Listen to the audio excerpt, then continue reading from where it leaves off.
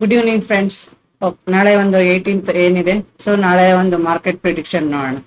ನಿನ್ನೆ ಏನಾಯ್ತು ಅಂದ್ರೆ ಮಾರ್ಕೆಟ್ ಒಂದು ಝೋನ್ ಅಲ್ಲಿ ಇತ್ತು ನೋಡಿ, ಈ ರೀತಿ ಒಂದು ಝೋನ್ 47,360 ಇಂದ ಒಂದು 560 ಅರೌಂಡ್ ಒಂದು 200 ಪಾಯಿಂಟ್ಸ್ ನ ಝೋನ್ ಅಲ್ಲಿ ಇತ್ತು ಮಾರ್ಕೆಟ್.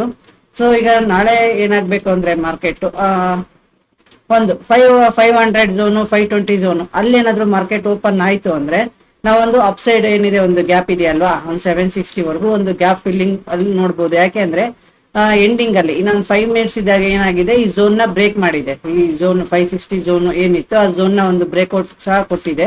ಸೊ ಅದ್ರ ಪ್ರಕಾರ ನಾವು ನೋಡೋದಾದ್ರೆ ಒಂದು ಅರೌಂಡ್ ಒಂದು 500 520 ಆ ಝೋನ್ ಅಲ್ಲಿ ಏನಾದ್ರು ಮಾರ್ಕೆಟ್ ಓಪನ್ ಆಯ್ತು ಅಂದ್ರೆ ಒಂದು ನಾವು ಗ್ಯಾಪ್ ಫಿಲ್ಲಿಂಗ್ ಹೋಗ್ಬೋದು. 47,760 ವರೆಗೂ ಒಂದು ಟಾರ್ಗೆಟ್ ಇರುತ್ತೆ ಅಪ್ ಸೈಡ್. ಅದೇ ಏನಾದ್ರು ನಾಳೆ ಮಾರ್ಕೆಟ್ ಒಂದು 47,400 ಝೋನ್ ಆ ಝೋನ್ ಅಲ್ಲಿ ಏನಾದ್ರು ಓಪನ್ ಆಗಿ ನಿನ್ನೆಯ ಲೋ 360 ಝೋನ್ ಬ್ರೇಕ್ ಆಯ್ತು ಅಂದ್ರೆ ಸೊ ಒಂದು ಡೌನ್ ಸೈಡ್ ರ್ಯಾಲಿ ನೋಡೋಣ. ನಾವು ಡೌನ್ ಸೈಡ್ ಎಲ್ಲಿವರೆಗೂ ನೋಡ್ಬೋದು ಅಂದ್ರೆ ಟಾರ್ಗೆಟ್ ನಾವು 47,160 ವರೆಗೂ ಏನು ಒಂದು ಗ್ಯಾಪ್ ಫಿಲ್ಲಿಂಗ್ ಇದೆಯಲ್ಲ, ಸೊ ಅರೌಂಡ್ ಒಂದು 160 ವರೆಗೂ ನೋಡ್ಬೋದು. ಸೊ ಸೆಕೆಂಡ್ ಟಾರ್ಗೆಟ್ ಅಂತ ಒಂದು ನಾವು 47,000 ಝೋನ್ ವರೆಗೂ ನಾವು ರ್ಯಾಲಿ ನೋಡ್ಬೋದು. ಒಂದು ಪುಟ್ ಸೈಡ್ ಅಪ್ ಸೈಡ್ ಅಂದ್ರೆ ನಾವು ಎಲ್ಲಿ ನೋಡ್ಬೇಕು, ಒಂದು 560 ಝೋನ್ ಬ್ರೇಕ್ ಆದ್ರೆ ಒಂದು ಅಪ್ ಸೈಡ್ ರ್ಯಾಲಿ ನೋಡೋಣ. ಒಂದು ಟಾರ್ಗೆಟ್ ಇರುತ್ತೆ ನಮ್ದು 47,760 ವರೆಗೂ.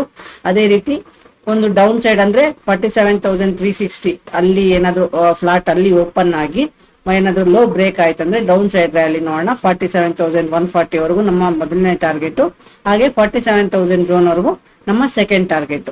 ಓಕೆ, ಇದು ಒಂದು ಫ್ಲಾಟ್ ಓಪನ್ ಆದ್ರೆ. ಅದೇ ಏನಾದ್ರು ಒಂದು ಗ್ಯಾಪ್ ಅಪ್ ಅರೌಂಡ್ ಒಂದು 47,800 900 ಆ ಝೋನ್ ಅಲ್ಲಿ ಏನಾದ್ರು ಅಗೇನ್ ಒಂದು ಗ್ಯಾಪ್ ಅಪ್ ಓಪನ್ ಆಯ್ತಂದ್ರೆ ಅಲ್ಲಿಂದ ನಾವು ಪುಟ್ ಸೈಡಿಂಗ್ ನೋಡೋಣ.